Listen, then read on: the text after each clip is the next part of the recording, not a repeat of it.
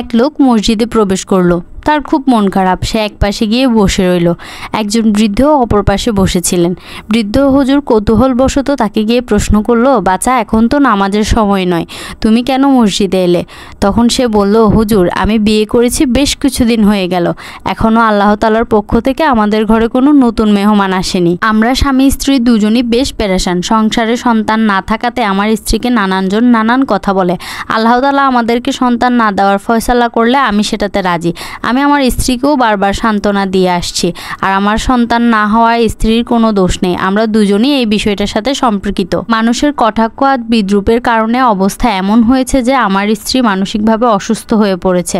এমনভাবে চলতে থাকলে সে কিছুদিন পর পুরোপুরি পাগল হয়ে যাবে। রুবাবা মানে আমার স্ত্রী, সে এতটাই ভালো মেয়ে যে তাকে ছাড়া আমার জীবনটাও পানসে হয়ে যাবে। জীবনের কোনো স্বাদই আমি পাবো না। সে তখন এক বুক হতাশা নিয়ে বলল, আমি কোনো ডাক্তার, কবিরাজ, বৈদ্য বাদ রাখিনি, কিছুতেই কিন্তু কিছুই হলো না। তখন সেই বৃদ্ধ হুজুর বললেন, তুমি স্থির হয়ে বসো, আমি তোমাকে একটা ওষুধ দিব। ওই ওষুধটার ব্যবহার বিধি খুবই কঠিন, তবে আমি আল্লাহর উপরে পুরোপুরি তাওয়াক্কুল করেই বলছি, এই ওষুধে তোমার অবশ্যই সন্তান হবে ইনশাআল্লাহ। তখন সেই লোক আগ্রহের সাথে আবারও বলতে লাগলো, আল্লাহর দোহাই লাগে হুজুর, আপনি যত কঠিন আর কষ্টকর ওষুধই দেন, আমি সেটার ব্যবহার করার জন্য প্রস্তুত ইনশাআল্লাহ। এরপর হুজুর আবারও বলতে লাগলো, তোমরা দুজনেই ফজরের আজানের কমপক্ষে 1 ঘন্টা আগে ঘুম থেকে উঠবে। সময়টাকে 2 ভাগে ভাগ করে নিবে। প্রথম ভাগে কিয়ামুল লাইল অর্থাৎ তাহাজ্জুদ পড়বে, দ্বিতীয় ভাগে ইস্তেগফার পড়বে। এভাবে নিয়মিত আমল করেই যাবে, কারণ আমার আল্লাহ তাআলা বলেছেন, আর তোমাকে আমি বললাম, তোমরা তোমার রবের কাছে ইস্তেগফার করো, নিশ্চয়ই তিনি অতি ক্ষমাশীল। এর ফলে তিনি তোমাদের উপরে প্রবল বর্ষণ করবেন,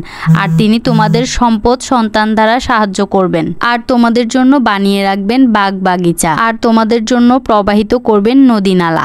লোকটা ঘরে ফিরল, স্ত্রীকে বলল, ওগো আলহামদুলিল্লাহ, অবশেষে আল্লাহ তাআলা আমাদের দিকে মুখ তুলে তাকিয়েছেন। স্ত্রী বললেন, কিভাবে? স্বামী বিষয়টা খুলে বলল।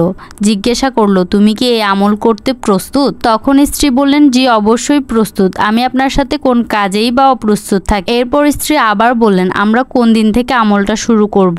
এরপর তার স্বামী বললেন, কেন, আজ থেকে? কোনো আপত্তি আছে তোমার? স্ত্রী বললেন, জি না। এরপর দুজনেই আমলটা শুরু করলো। 15 দিন যেতে না যেতে স্ত্রীর মধ্যে গর্ভের বিভিন্ন উপসর্গ প্রকাশ পেতে শুরু করলো। ডাক্তারের কাছে যাওয়ার পর তিনিও বিস্মিত হয়ে বললেন, আপনাদের জন্য সুখবর আছে। তো এই গল্পটা থেকে আমরা কি বুঝতে পারি? এটাই তো ছিল ইস্তেগফারের বরকত। কোরআনের আয়াতেও তো আল্লাহ তাআলা এমনটাই ইঙ্গিত করেছেন। আল্লাহ আমাদের সবাইকে বেশি বেশি ইস্তেগফার করার তৌফিক দান করুন, আমিন। এই গল্পটা সোশ্যাল মিডিয়ার একটা প্ল্যাটফর্ম থেকে নেওয়া। আপনাদের কেমন লাগছে অবশ্যই কমেন্ট করে জানাবেন। ভালো লাগলে অবশ্যই বেশি বেশি শেয়ার করে দিবেন। আর আজ এই পর্যন্তই রাখলাম। সবাই ভালো থাকবেন, সুস্থ থাকবেন। আসসালামু আলাইকুম, আল্লাহ হাফেজ।